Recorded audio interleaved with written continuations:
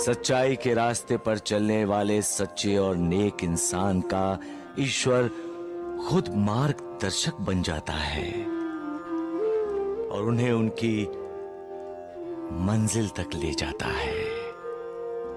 सच क्या है? सच कौन है? सच ईश्वर है। सच भगवान है। सच मालिक है। बस एक वो ही सच है, बाकी सब मिथ्या है, झूठ है। हर चीज का अंत है, उसका नहीं। उससे अपने भक्तों का दुख देखा नहीं जाता। ये दुनिया दुखों से, वेदनाओं से भरी पड़ी है, जिसकी वजह से हर कोई अपने मन की शांति खो बैठा है। मैं लोगों का दुख दूर करने, उनमें प्यार और करुणा बांटने ही आया हूं। लेकिन जब अपने भक्तों की पुकार सुनकर भी उन्हें प्रतिसाद नहीं दे सकता, तो मेरा दिल बहुत दुखी होता है। जिस तरह मनुष्य शरीर धारण करने के बाद मुझे इस शरीर की मर्यादाओं का पालन करना पड़ता है, उसी तरह हर इंसान को अपने कर्मों का फल भी भुगतना पड़ता है। कर्म भले हों या बुरे, उसका फल इंसान को मिलता ही है। मेरे भक्तों को भी अपने कर्मों का फल भोगना ही पड़ेगा। कमाल का है तुम्हारा ये इंसान। खुद दूसरों के साथ विश्वासघात करता है और विश्वास करता है कि दूसरे उस पर विश्वास करें। खुद दूसरों की इच्छाओं और खुशियों में आग लगाता है और चाहता है कि दूसरे उसकी हर इच्छा पूरी करें। खुद तो अपनों के साथ भी कुटिलता से व्यवहार करता है और अपेक्षा करता है कि पराये भी उसके साथ अच्छा व्यवहार करें। परंतु ये कैसे संभव है मालिक? तुम्हारा ही तो न्याय है ना। जैसा करो वैसा भरो। विज्ञान भी कहता है कि हर क्रिया के साथ प्रतिक्रिया भी होकर रहती है। जब हम किसी को ठोकर मारते हैं तो ये नहीं भूलना चाहिए कि एक ना एक दिन हमें भी ठोकर खानी पड़ेगी। वो अपना काम पूरा करके ही रहता है। काम पूरा करने के लिए अपने आप पर श्रद्धा होना बहुत जरूरी है। और जिसकी श्रद्धा होती है, अपने आप पर जिसका विश्वास होता है, वही मालिक पर विश्वास रख सकता है। ऐसे लोगों का इरादा कभी डगमगाता नहीं। कोशिश करने वालों की कभी हार नहीं होती। श्रद्धा और लगन सच्ची है तो उनकी इच्छा पूरी होगी ही होगी।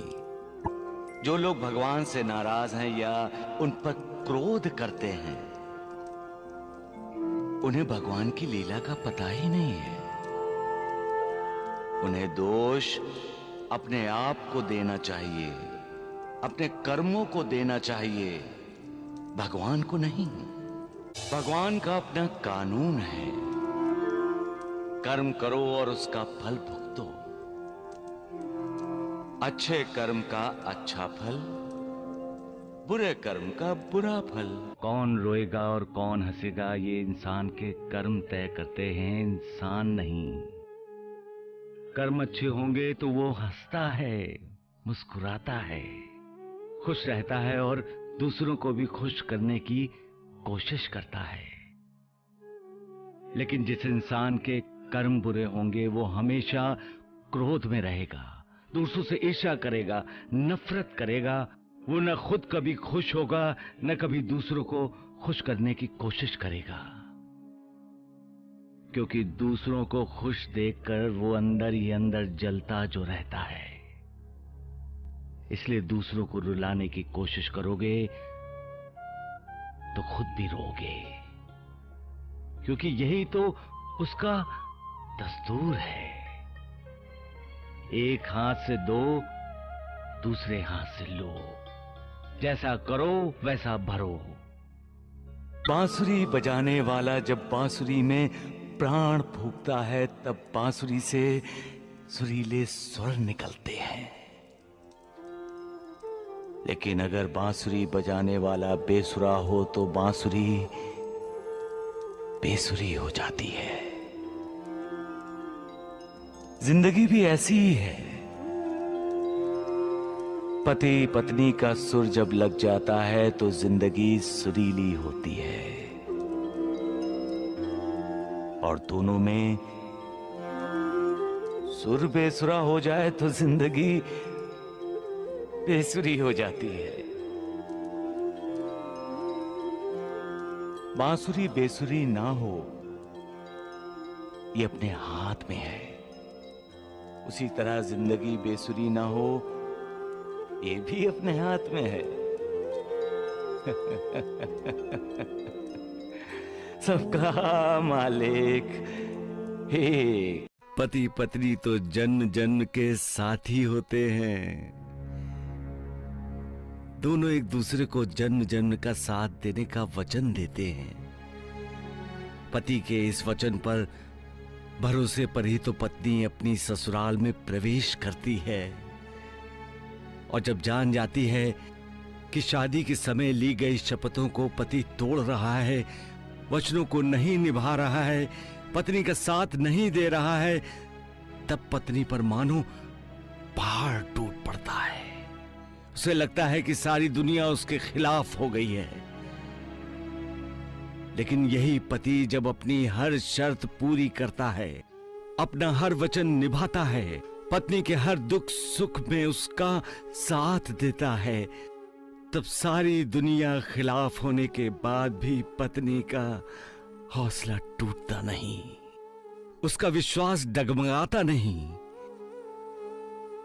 शादी के बाद अपना घर, अपना मायका छोड़कर पराए घर को अपना घर बनाने के लिए आई नई दुल्हन का ससुराल वालों को आदर करना चाहिए, उसे अपने परिवार का सदस्य बनाना चाहिए, उसके साथ बेटी जैसा व्यवहार करना चाहिए, उसे कभी यह एहसास ना हो कि वो पराई है। उसी तरह बहू को भी अपने ससुराल वालों का मान सम्मान करना चाहिए, तभी तो घर परिवार सुखी होता है, तभी तो हर कोई खुश रहता है, और जब हर कोई खुश होता है तो मालिक भी खुश होता है।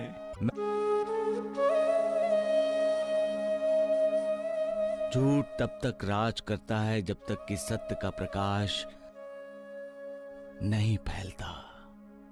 जैसे सूर्य के उदय होते ही दुनिया भर में छाया हुआ अंधेरा भाग जाता है, वैसे ही सत्य का उदय होते ही असत्य को, झूठ को भागना पड़ता है।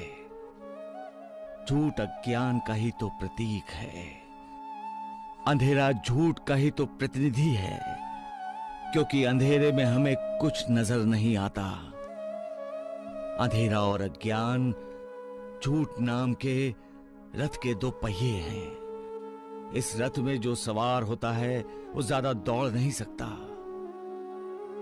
उसे शुरू शुरू में थोड़ी बहुत सफलता मिलती है, उससे उसे लगता है कि झूठ के सहारे वो दुनिया पर राज कर सकता है।